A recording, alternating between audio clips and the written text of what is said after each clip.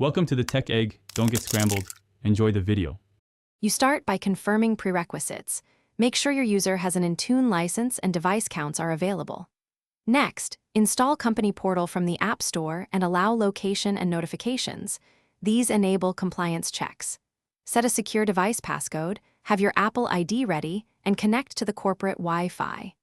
Once done, open Company Portal and sign in with your corporate credentials. This initiates enrollment. Follow prompts to grant device management permissions, so Intune can apply policies and inventory.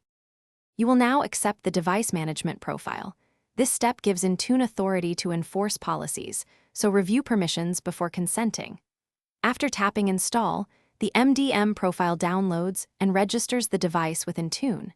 Make sure required configuration profiles and mandatory apps are installed automatically or manually via Company Portal. During this stage, Intune applies compliance policies like passcode complexity, device encryption, app restrictions, and VPN or Wi-Fi settings so your device meets corporate standards and can access resources. You finish by validating enrollment. Check the Intune portal to confirm the device lists and shows compliant status. Then test access to corporate email, SharePoint, and VPN resources that use conditional access.